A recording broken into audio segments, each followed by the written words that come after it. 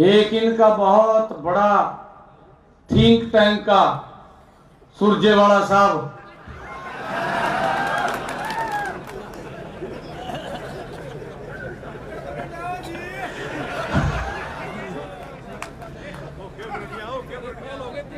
उसको तो अगर कोई सीख भी मार देगा प्रेस वाला वो चंडीगढ़ पहुंच जाएगा गेल पड़े। उस पर कोई काम नहीं है, उस पर यही काम अब चलेगा।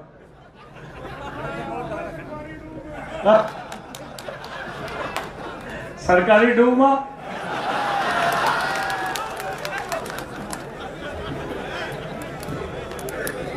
सरकारी डूमा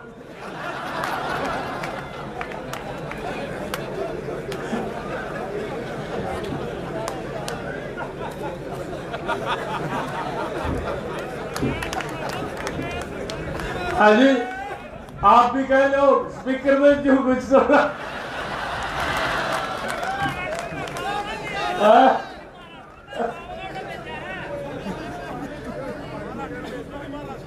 भाइयों जब वो चीफ इलेक्शन कमीशन पे गए तो मुझे ये कहना पड़ गया कि मैं शर्त बाद में लूंगा, 25,000 युवाओं को ज्वाइनिंग लेटर पहले दूंगा। नमस्कार साथियों, एक ऐसा एक्सीडेंटल मुख्यमंत्री जिसे अपना पीए तक लगाने का अख्तियार नहीं, मंत्रियों की लिस्ट हो या अफसरों की सब कुछ दिल्ली से आती है, वो अहंकारी भाषा बोल रहे हैं। 2 प्रश्न मैंने उठाए। पहला प्रश्न, सरकार ली 3100 रुपया प्रति क्विंटल धान की कीमत का वायदा करके, श्रीमान नायब सैनी जी ने, भाजपा ने और मोदी जी ने, वो 3100 रुपया क्विंटल जो 8 अक्टूबर से मिलना था वो कब देंगे। दूसरा सवाल था, जिस प्रकार से धान की खरीद में किसान की, मजदूर की, मंडी के आड़ती की बेकदरी हुई और राइस मिलर्स के साथ धोखा हुआ, उसका हल निकालने का। और तीसरा सवाल था एनएचएम के 15,000 कर्मचारियों से धोखे का। जैसे ही इन बातों का जवाब नहीं तो वो उल जलूल। देखिए, मुझे इतिहास याद आ गया सुरजेवाला जी को। आप सबने देखी होगी, एक फिल्म है एक्सीडेंटल प्राइम मिनिस्टर, और ये मनमोहन सिंह जी के बारे में है। और उनको ऐसा कहा गया था, शायद उनकी ज़बान पर वही शब्द चढ़ा हुआ था, और इस तरह से मुझे लगता है कि वो एक गलती कर गए। उन्होंने नायब जी पे कहते कहते कांग्रेस पर ही एक तरह से उन्होंने कथन कर दिया है। नायब सिंह जी तो मैं कहूँगा कि एक चुने हुए मुख्यमंत्री, और पूरे प्रदेश के 2024 के चुनाव में हर विधानसभा में जाकर जनसभा करके और अपने ऊपर जनादेश लेने वाले मुख्यमंत्री के रूप में।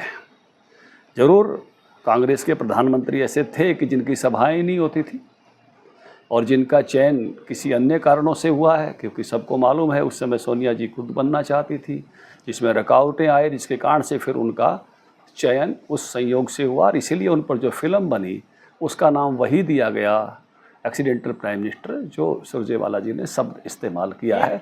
तो मुझे लगता है कि वो अपने पर ही ले गए, और उनको शायद कांग्रेस का इतिहास अपना जिया है, वो हृदय में तो जमा ही हुआ है।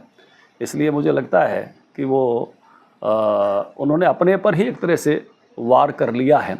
और नायब सिंह जी जन आदेश के द्वारा, हरियाणा के जन आदेश के द्वारा चुने गए, जनता के समर्थन के द्वारा और उसके बाद विधायकों के समर्थन के द्वारा खुद उनके ही नाम पर चुने गए शानदार मुख्यमंत्री। देखिए, वो वीडियो मैंने देखा तो उसमें एक तो मैं कहूँगा कि सुरजेवाला जी अपने बचाव के लिए जाति सूचक संज्ञा में घुस गए। हालांकि जो लोगों ने कहा, नायब सिंह जी ने तो कहा नहीं, केवल उच्चारित किया जो नीचे से लोग कह रहे थे। वो कार्य सूचक की संज्ञा भी हमारे यहाँ होती है। तो ये हमेशा है, जिस प्रकार से कांग्रेस का गुणगान गाने का काम करते रहते हैं, चाहे वो गुण हो चाहे ना हो, तो वो कार्य सूचक संज्ञा में उनको कहने का काम किया। नायब सिंह जी ने इस प्रकार के किसी शब्द का इस्तेमाल किया नहीं, ना वो इस प्रकार के शब्दों का इस्तेमाल करते हैं।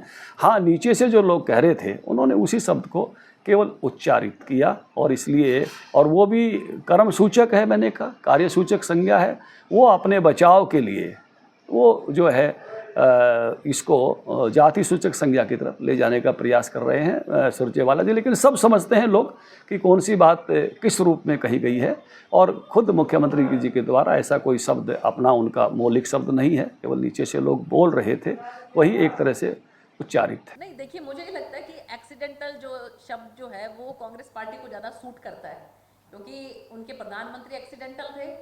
प्रधानमंत्री कौन बनने जा रहा था और बन कौन गया, और उसी तरीके से ये खुद एक्सीडेंटल सांसद है कि यहाँ से बनना चाह रहे थे लेकिन यहाँ से नहीं बन पाए और उसके बाद किसी दूसरे राज्य से जाकर सांसद बने। तो मुझे लगता है कि ये शब्द जो है वो कांग्रेस पार्टी को ज़्यादा सूट करता है और उनको अपने लिए इस्तेमाल करना चाहिए। हमारे माननीय मुख्यमंत्री जी जो है वो, मैंने जैसे आपको बताया कि 3-3 जगह से विधायक, हर जगह से विधायक चुनकर उसके बाद विधायक दल ने उनको अपना नेता माना और उसके बाद फिर वो मुख्यमंत्री बने।